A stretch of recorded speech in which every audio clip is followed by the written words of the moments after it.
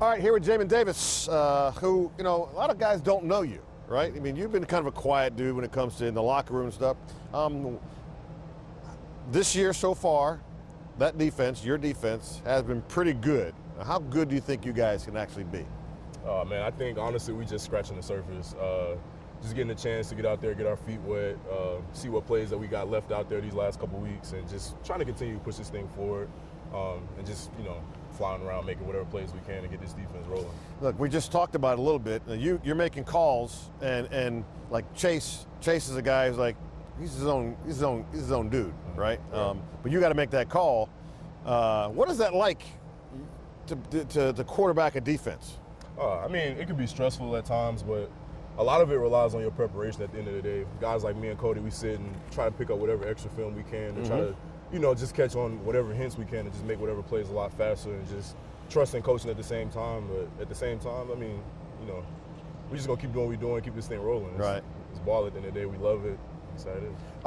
Philadelphia leads the division. You're going to a place, historically, fan base, a little cuckoo for Cocoa Puffs. Yeah.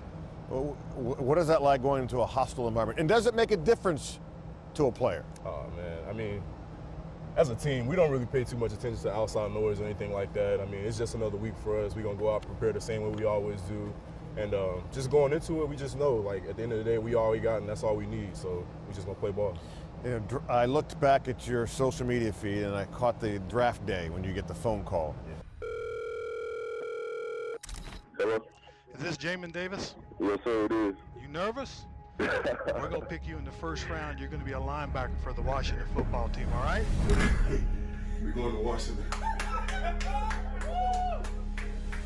Does that seem like a long time ago? Yeah, man. Yeah? I mean, every now and then you get a chance to sit back and unwind and think about it, but I mean, this year 3 already for me. So I mean, right. I'm just trying to continue to make different plays that I can and just be Jamin Davis at the end of the day. And what was that moment like for you? You're a kid at Kentucky. You're trying to get to the next level. You know you're going to get to the next level, but you're still waiting for that phone to ring. Is there tension there?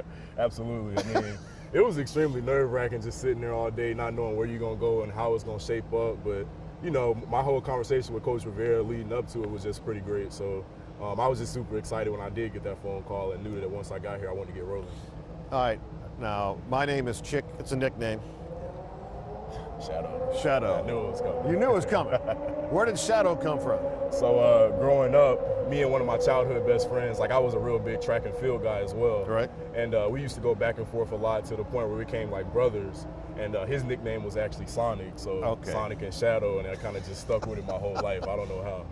So you guys still talking? Oh, yeah, to this day. I actually was just joking around with him about that the other day. So, really? Yeah. So do you still call each other by the nicknames? Yeah, okay. For sure, to this day. To this day? Yeah.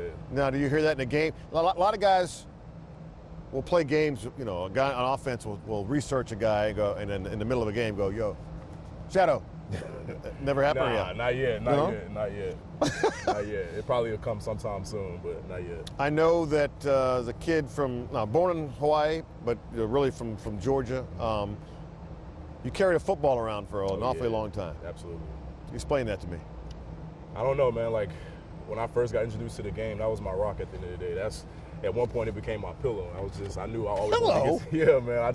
A fully inflated ball? Absolutely. I knew one day I wanted to get to this point and just to continue to show who I am as a player. So I just remember all the way back to like elementary school, I was always walking around with a ball. I even took it to the school bus one time. So, yeah, man, that was my best friend. But you couldn't bring the ball into school? Nah, for sure. So to the school bus, and that was it? That was it.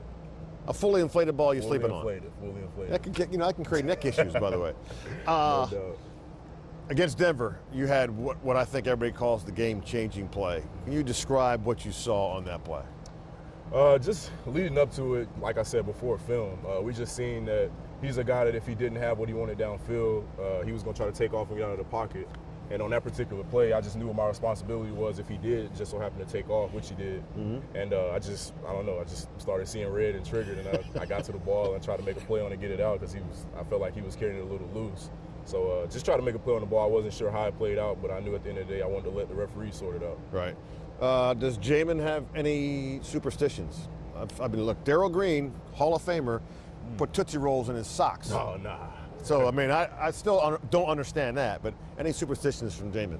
I feel like if I don't pray the morning before the game, I definitely won't have the game that I want to come out with on top. So that's definitely probably my biggest one. I've always been doing that since I was all the way back in high school. And to this day, I stick to that one, and that's a good routine for me. Who's your first phone call after a game? Who do you talk to? Probably my younger brother. Yeah? My younger brother, he always gives me whatever feedback he's seen. If he felt like I wasn't playing fast enough or anything like that, he definitely is the first one I call. I don't know why. It's just, even though he's younger than me, he still is probably one of my biggest fans for sure. So what does he say if you don't play the game that he liked? Oh, man, he always would crack a little joke here and there and be like, come on, man, you got to react a little faster on that. You got to show them why you're there and da-da-da-da. So I definitely love my brother to death, man. He's always my right-hand man at the end of the day, and I just got to make plays for him. Yes, you do. And for this organization. Growing up, who's the guy that you wanted to be? Who's your idol? Ironically, LaDainian Tomlinson. Yeah. Well, he probably slept with the football too, but really? Yeah, for sure. I mean, I can date all the way back to high school, man. I did a research project on him when he got to TCU and everything, his childhood background. I was a big LaDainian Tomlinson fan. And his leadership role and how he carried himself throughout the locker room and stuff like that was just real inspiring to me. He was kind of a laid-back guy that didn't really get in the mix too much, but when it was time for him to step up and answer to the call, he always did it as well. Have you met him? Nah, not yet. I plan to hopefully one day, but not yet. Well, ladies and gentlemen, here comes no. Someday soon. Someday. So LaDainian, if you're watching this on social media, you're watching on WSA 9 Sports, Jamin Davis would love to meet you. Absolutely. LD, get it done all day, right? Yes, sir. Hey, man, appreciate your time. Yes, sir. Thank you. Good luck this week. Yes, sir. Thank you.